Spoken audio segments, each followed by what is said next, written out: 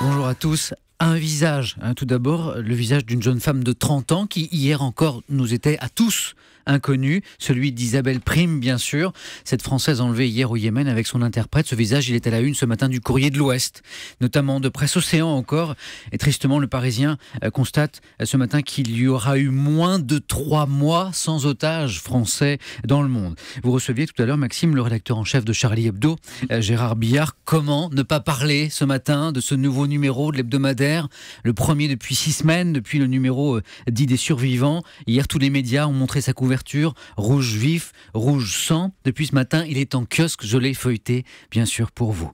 Dans vos journaux, encore ce matin, il y a ces mystérieux drones qui ont survolé Paris. Libération, Le Parisien, Le Figaro se demandent s'ils font sourire ou s'en alarmer. Mais c'était avant qu'Europe vous révèle ce matin que d'autres vols ont eu lieu hier soir. Et puis, je me suis bien amusé en lisant Capital ce matin. Julie, vous savez quel est le pire job au monde ? Oh, inspiré par Maxime Switek, je vais dire présenter une matinale non, avec une extraction de voix. Ah oui, ça oui. C'est pas mal, ça pourrait être ça. Non, en fait, d'après Capital, en tout cas, c'est président de France Télévisions. Un Capital qui consacre un dossier à la succession de Rémi Fimelin à la tête de France Télé. Nous verrons pourquoi. Mais avant ça, on va parler évidemment de Charlie Hebdo, Samuel. Oui, prenons-le, feuilletons-le, savourons-le, ce nouveau numéro de l'hebdomadaire qui a provoqué tant de haine, Charlie, qui a provoqué tant de solidarité aussi. C'est reparti, clame-t-il en sa une pour son premier numéro. Allez, normal, si l'on peut dire, son premier numéro depuis celui des survivants juste après les attentats. Alors je suis tout de suite allé à ma page préférée, à la dernière, celle des couvertures auxquelles le lecteur a échappé. La dérision, elle est partout, dans ce dessin d'un bunker au bord d'une plage normande, peut-être symbole des futurs locaux du journal, hyper sécurisés ils seront. Autre dessin qui aurait pu faire la une, 2 chats dans un panier pour un numéro imaginaire de Charlie spécial LOL Cats, vous savez ces vidéos de chatons qui font un tabac sur internet.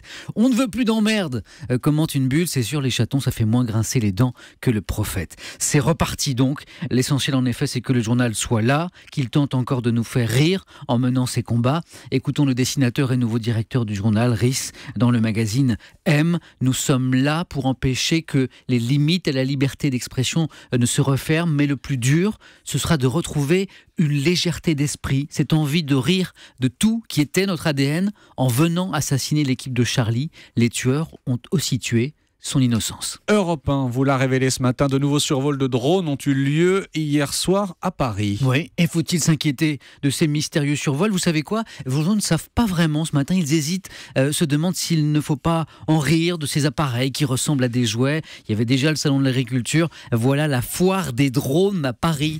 S'amuse le Parisien. Libération sourit aussi d'ailleurs de Paris survolé par des ovnis. Mais c'est bien là le problème, ils sont bien non identifiés ovnis. Ces objets volants. Dans le Figaro, un spécialiste de la sûreté aérienne en est persuadé d'ailleurs. On cherche là à tester nos services de renseignement. Derrière ces actions, il y a forcément une organisation structurée. Pourquoi faire ? Bien pour leur mystère, forcément, du coup, on rigole moins. Et il y en a un qui ne va pas forcément rire ce matin non plus en lisant l'Express, c'est Manuel Valls. Ah oui, Manuel Valls qui a les honneurs de la couverture de l'Express, jusque-là tout va bien. L'hebdomadaire lui a donné un petit surnom, le bulldozer. Bon, rien de fâcheux, sauf que l'Express avertit, dès sa couverture d'ailleurs, pourquoi il va échouer. Alors pour résumer, il y a les défaites électorales à venir, mais surtout sa politique qui pour l'hebdomadaire n'a aucune chance de porter ses fruits. Valls a un bulldozer bientôt enlisé, donc en tout cas si on en croit l'Express. Jeu de pouvoir encore Samuel, mais cette fois à France Télévisions. Ah oui, d'abord il y a le Figaro qui croit savoir qu'un premier candidat s'est enfin déclaré à la succession de Rémi Fimelin, le brillant Alexandre Michelin, actuel DG de Microsoft Europe. Petite erreur, si je puis me permettre, du Figaro, à qui je signale que le premier à se déclarer fut un journaliste de France 3, délégué du SNJ, le syndicat national des journalistes. Avouez, un syndicaliste, patron d'une entreprise de 10 000 personnes, ça aurait de la gueule.